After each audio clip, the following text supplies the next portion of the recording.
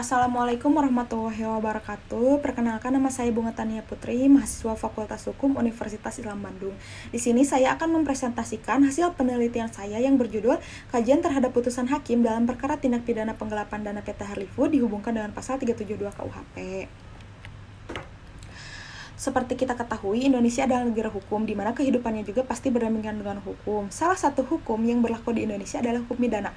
Hukum pidana adalah hukum yang menentukan perbuatan apa yang dilarang dan mana yang termasuk ke dalam tindak pidana. Tindak pidana sendiri adalah tindakan melawan hukum yang dapat merugikan dirinya sendiri dan orang lain. Salah satu contoh tindak pidana yang sering terjadi di Indonesia adalah tindak pidana penggelapan. Tindak pidana penggelapan ini diatur dalam pasal 372 KUHP.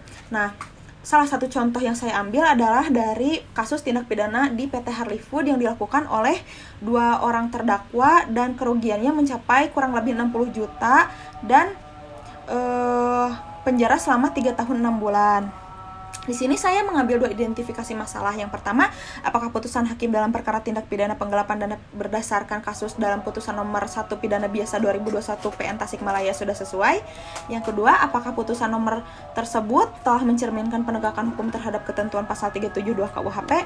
Nah, metode penelitiannya di sini saya menggunakan metode pendekatan hukum yuridis normatif, jenis penelitiannya kualitatif, spesifikasi penelitiannya deskriptif analisis, metode dan teknik pengumpulan datanya, penelitian lapangan dan kepustakaan, ada data primer, sekunder, dan tersier. Kemudian yang terakhir, metode analisisnya yuridis kualitatif.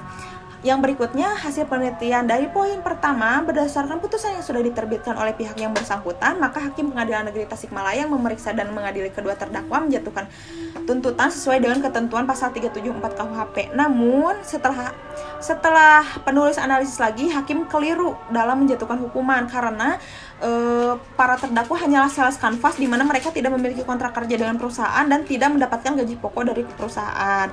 Dari poin yang selanjutnya, yaitu penegakan hukum harus sesuai dengan rasa keadilan masyarakat dengan tetap memperhatikan kepastian hukum pada setiap individu maupun kelompok.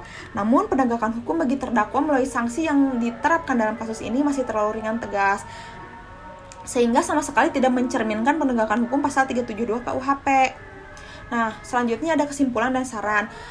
Kesimpulan yang dapat saya simpulkan dalam poin pertama ini, Hakim masih keliru dalam memberikan pasal untuk menjatuhkan tuntutan dan hukuman, karena apabila kita analisis lagi, pasal 374 ini biasanya dilakukan oleh para terdakwa yang memiliki kontrak kerja dengan perusahaan dan memiliki gaji pokok yang diberikan oleh perusahaan, sedangkan para terdakwa hanyalah sales kanvas di mana mereka tidak mendapatkan gaji pokok dari perusahaan dan mereka mendapatkan keuntungannya dari hasil penjualan mereka 2% per bal. Nah, selanjutnya dari poin kedua saya menyimpulkan bahwa masih kurang tegaknya penegakan hukum dalam kasus ini karena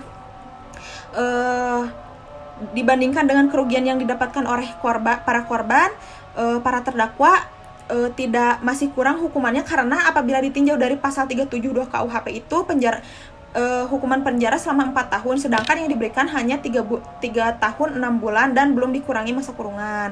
Selanjutnya ada saran dari penulis, sebaiknya hakim melakukan revisi terhadap tuntutan dan penjatuhan hukum terhadap kasus di atas agar lebih tepat lagi. Dan untuk selanjutnya, hakim diharapkan untuk dapat membedakan mana para terdakwa yang pantas diberikan hukuman sesuai ketentuan pasal 372 dan mana para terdakwa yang pantas diberikan dengan hukuman sesuai ketentuan pasal 374 KUHP. Dan saran untuk poin kedua, diharapkan adanya peningkatan dari instansi-instansi terkait dalam penegakan hukum yang baik dalam kasus penggelapan sesuai dengan pasal 372 KUHP tentang tindak pidana penggelapan.